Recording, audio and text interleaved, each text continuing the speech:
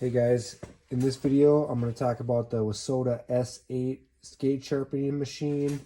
I'll talk about this machine in particular and how I modified it to actually make it relevant in 2025, and I'll go over how I did it, the pros and cons, all that stuff. So real quick about this machine, I got it for like 50 bucks on Marketplace. I started it up at home and immediately knew it had bad bearings. It was loud as can be.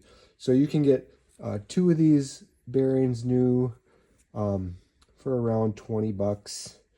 You want to get the sealed bearings, and it's 6203.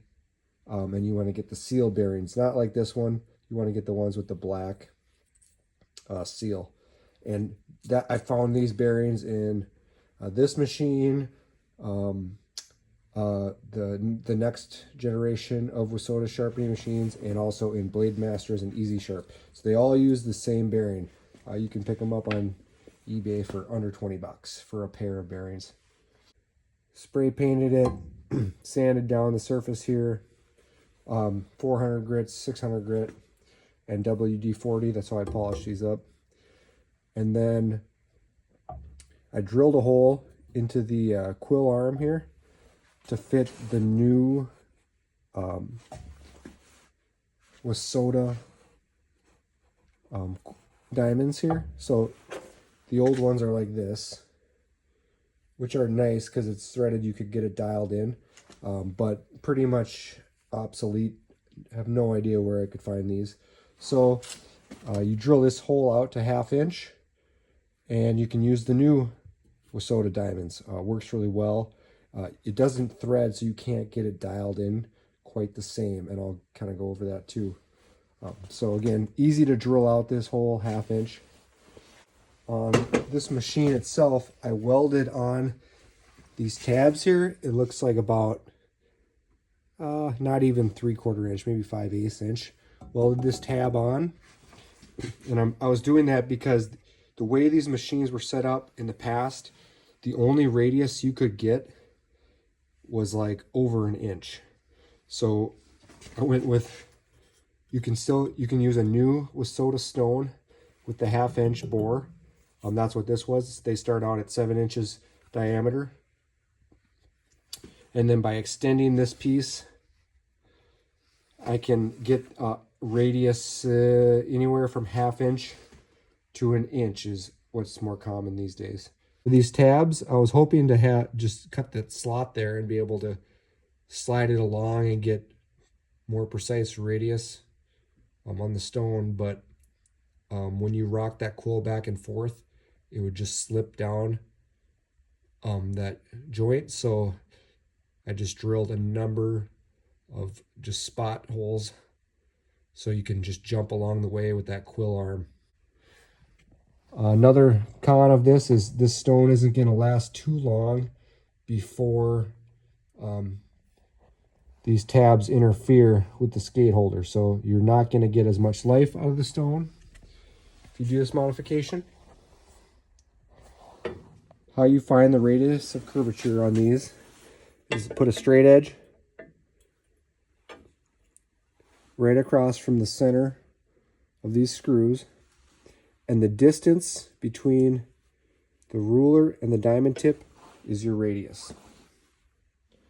The downside to this machine is it's hard to get the exact radius you might want. But it makes a good cut. So anywhere from 1/2 inch to 1 inch, you can find that radius and it'll do a good job. I'll get this set up and give the stone a fresh cut. So what we're looking at here is a radius of about 7/8.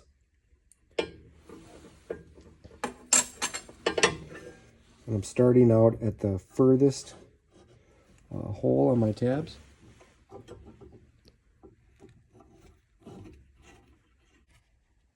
The way you get closer to your stone, another downside of this machine is you have to manually move this diamond. Make very small incremental moves towards the diamond. So you're basically touching the diamond ever so slightly. Tighten it up. Let's start this machine, see how it sounds. New bearings and also a new centrifugal switch that I found on Amazon. So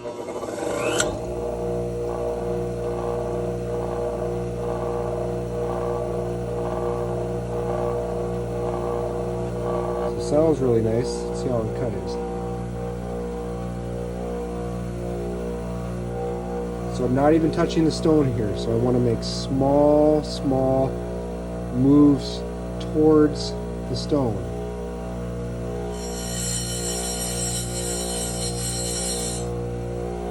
That's perfect. Just a little cut off the stone is all you need.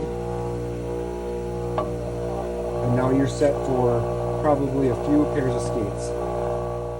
Now I've paired this old machine with an old Easy Sharp skate holder. I actually added another layer of the Blade Master edition in order to get the height up to this stone. The height on these are high. Just put it in there a little snug.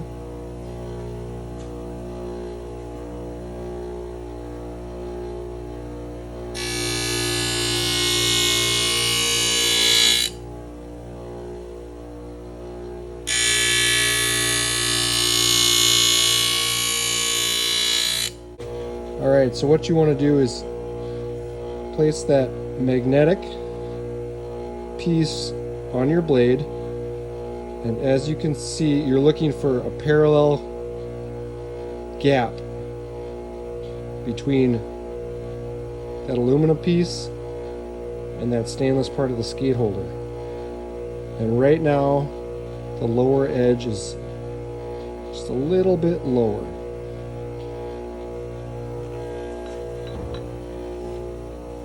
So on the Easy Sharp skate holders, if you want to raise your upper edge, you turn the dial clockwise.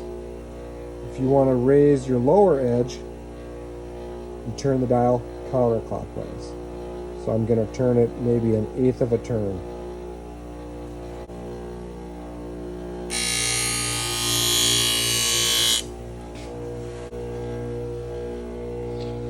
So we got that pretty close. I think that's close. No skater's ever going to notice a difference in the level edges there.